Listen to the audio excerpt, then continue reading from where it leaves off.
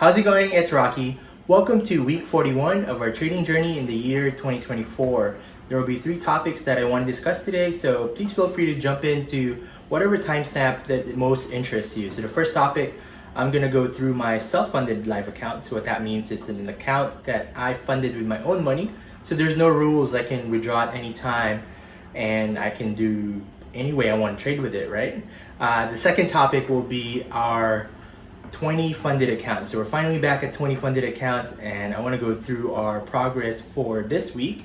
And then our third and final topic will be on our best trade of the week. So I want to put more emphasis on the points or ticks on my trading as opposed to the dollar value, right? So the dollar numbers are what I guess gets likes and views on YouTube, but to be a better trader, I'm going to put more emphasis on consistency and the amount of ticks or points that you are getting for each trade. So I'll focus on our best trade.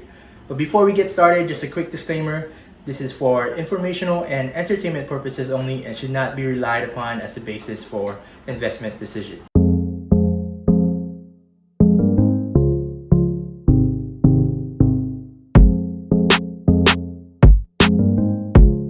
Topic number 1 is how we're doing on our self-funded live account. So this is an account that, as I mentioned, I funded myself and there's no rules. I can make any withdrawal at any time.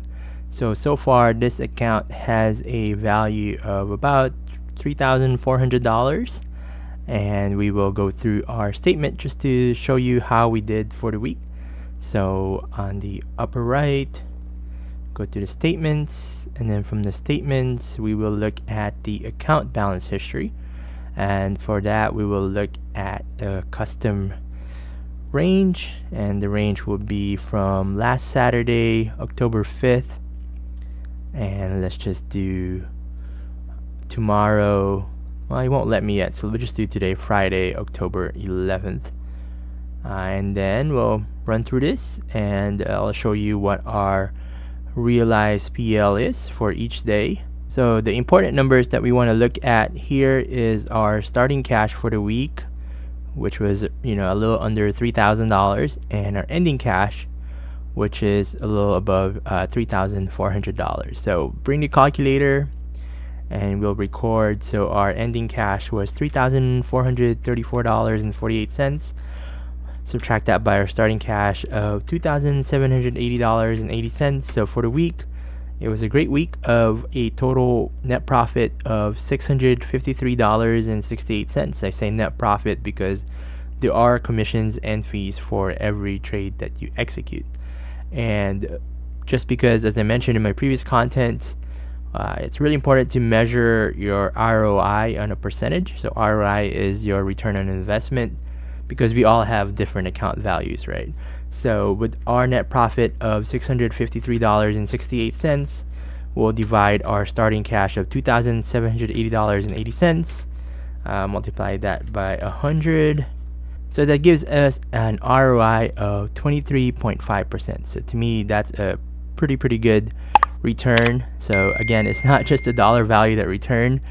I think it's best to focus on the percentage of how much your money has improved for the week. Second topic is how we're doing on our funded accounts, and I am pretty excited that for this week we were finally able to get back to a total of 20 accounts. So you can see here it says 20 records. I've had 20 PAs in the past, but I was trading pretty big and pretty aggressive. So this time around, as you can tell from my journey, if you've been following me the past 2 or 3 months, I've been trading micros, really taking it day by day, and I want to continue doing that until we get more buffer on the account. Gonna point out here on the chart, you can see that my oldest PA is really 55 days old. However, if you look on the days traded, this one will show 49 days. That's because there's a total of about 6 days there where I did not trade at all. So ideally, yes, I'd like to trade every day, but life happens, and that's why we only traded a total of 49 days. And with this one, pretty happy that we withdrew $700 last week. So if you missed that content, just put a link above. I was able to withdraw $700 from both PA 44 and 45 last week, and we're trying to get that back above the threshold again, so hopefully we can make a withdrawal on the next withdrawal date, which is the 15th to 20th of this month. Next, I'm just going to scroll down through all of these to show you the 20 accounts. So really, I got them in 3 batches. The first batch, as I mentioned, that was the 2 PAs right here. So 49 days for both of those. And then the next batch was 7. These 7 accounts right here, they're at 15 days. So that's the next 7 accounts. I'm hoping to get that to withdraw sometime next week as well. And then next we will scroll down to the last 13 accounts to complete the 20 accounts. And on these 13 accounts, we right now profit about $270, which is not bad.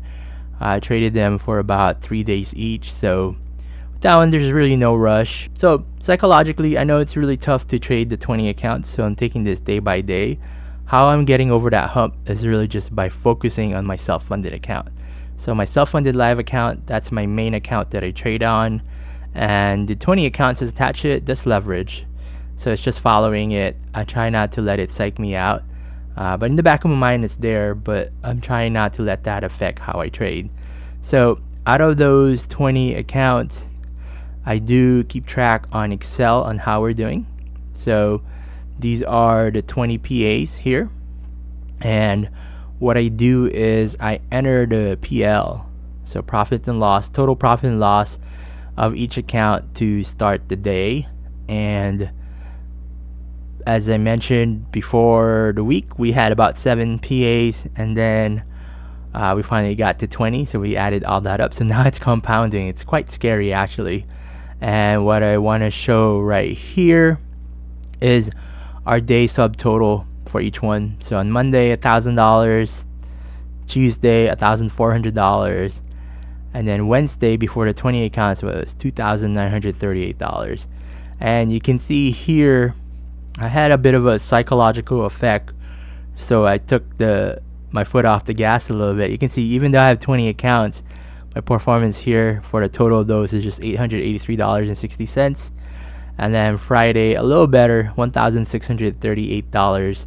But if you look at it on a per account basis, I was actually doing a lot better previously. But I needed to take it slow and get used to the 20 accounts again, and we'll see how it goes next week. So for the week, our total for those 20 accounts is $7,911.14. So this is the profit that I have earned so far for the week, but by no means it's real money just yet, because it's not real money until I withdraw it and it's in my bank account. So for now, even though it's a realized gain, I will just consider it unrealized only because it is not in my bank account. So once it's in my bank account, then that's when we can say, all right, it's hard-earned money that I can use to pay the bills. Third topic is our best trade for the week, and I want to put emphasis on the best trade being measured by the number of ticks or points. So with Dow Jones Industrial Average, 1 tick is equal to 1 point, so I just refer to that as points. But for the ES, which is the S&P 500, and the NQ, which is NASDAQ, really 4 ticks is equal to 1 point. And if you haven't yet, I'm not sure if this shows up so much on your YouTube, I do have a community tab. I do my daily update here on how I'm doing, and I do this because journaling, this is my way of journaling. You can use it as a way to compare yourself if you wanted to. And my main goal for this is really just transparency, and hopefully it's motivating some of you guys, because if you've been following me for a while, I've had a lot of ups and downs, and I'm really hoping that I can take it to the next level finally at the end of the quarter here in 2024. So the trade that I'm gonna talk about today is the trade on Tuesday, October 8th. And with this trade, it had a total of 30 points that I was able to gain from this trade. And something with these posts that I make, I don't know if you've noticed, I actually post a second photo on them. On here, I do a snapshot of the actual trade that I made for that day.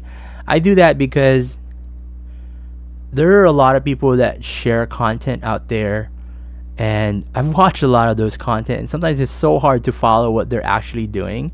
And for you to find out what they're actually doing, there's usually a paywall, right? There's a paywall for their courses, their Discord, whatever reason. For me, I just want to share what I'm learning. It's hard enough as it is, and what I share is really what I've learned from other folks in the past, and I just really just made it my own, and I'm sharing it for free. And of course, right, people are like, nothing good is free, but hey, take it with a grain of salt. I'm not pushing my strategy at all. I just want to share what I'm looking at. So either A, I can hear from the community for any suggestions you may have. I may respond to it or not. Really, yeah, for me, I've gotten to a point where I like my strategy and I don't want to change it too much. It just works for me, and everyone has their own way of trading, right? So with this YouTube post, what's unfortunate about it, at least on the desktop, you can't click on it on expand. However, if you're on mobile, you can definitely zoom in on this if you wanted to take a look at it a lot closer. However, other mediums you could look at also where I post these. It's not just on YouTube. I also post them on Threads. So Instagram's Threads, you can see right here. From the post on Tuesday, if you click on it, we'll be able to see the full photo right there, which is pretty good. And then another medium where I put this is on Reddit. So on Reddit, you can see the chart there as well. If you click on it, you'll see the big photo here. And the final social medium where I put these are on Facebook. You can see that same exact post.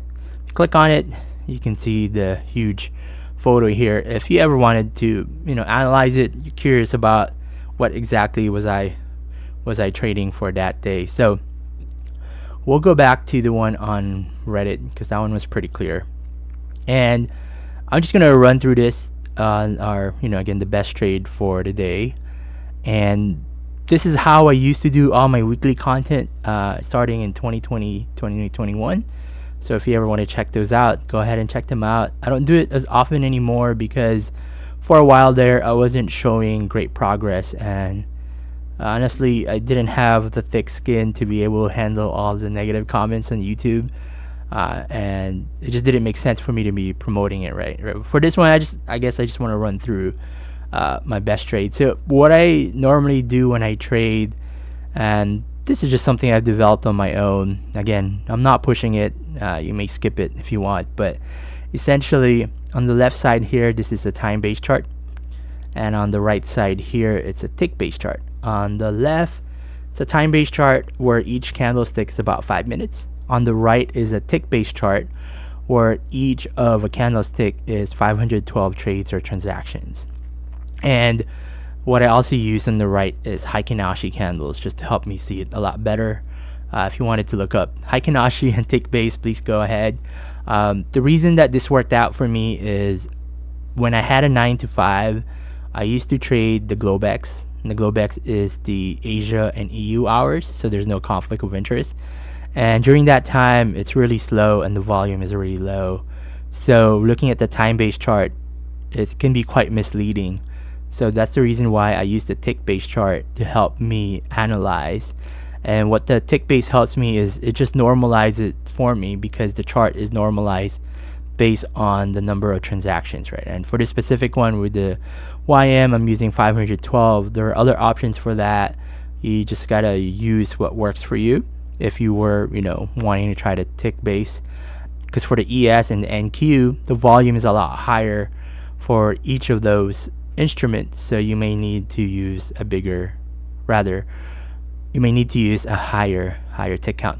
So my strategy is all written on the description. I've shared it in multiple videos. So essentially what happens is when I enter a trade, I denote this by this vertical line, blue line, and then when I'm long and I exit, I denote this by this orange line. And I do that both in the time base and on the tick base. I do this because I like to go back in a week just to do a quick overview of my trades, analyze it, whether successful or not, or how I could have improved. That's just how I backtest my trade. And basically when I enter or exit, the two things I look at is essentially stochastic RSI, and the MACD here.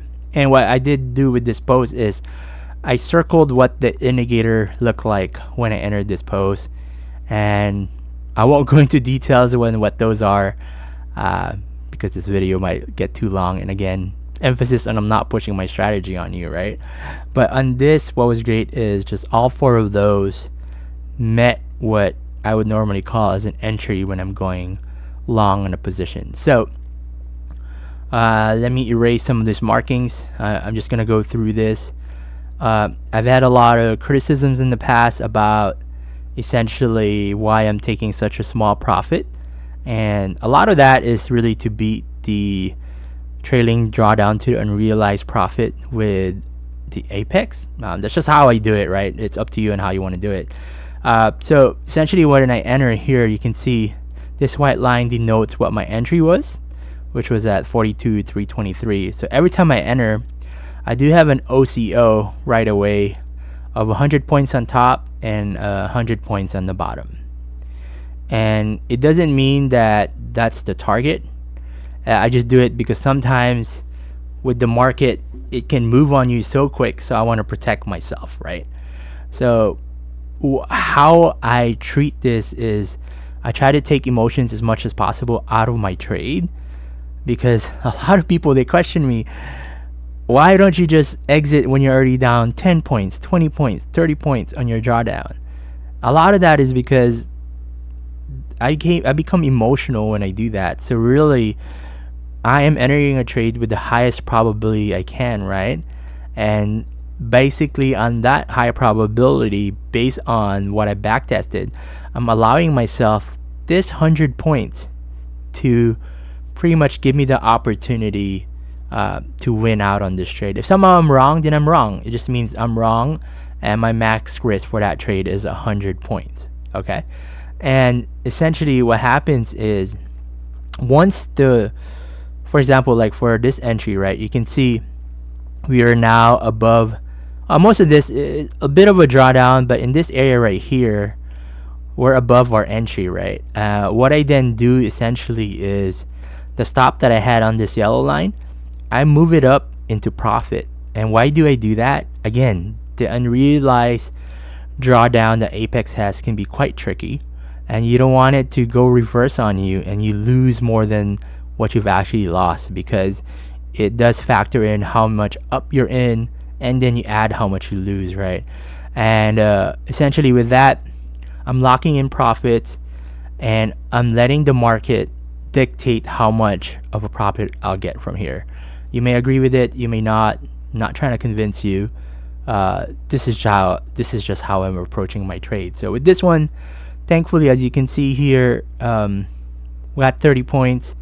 I think I either lowered my target here to meet it closer, or my trailing stop on the OCO, it follows what the profit is, and I'm playing around with those numbers, may have met it. So with this trade, that's how I was able to get 30 points. Quite happy with that, because as you can see on this next candle, it did dip a little bit. And of course, you can argue that, you know, this area right here, I could have survived it if I knew how to manage my stop, because it never even, you know, got close to my entry, and then I could have gotten, you know, a higher profit from it. But that's hindsight trading. That's not how I trade. If that's how you trade, that's great. And right now my buffer is not big enough to handle it.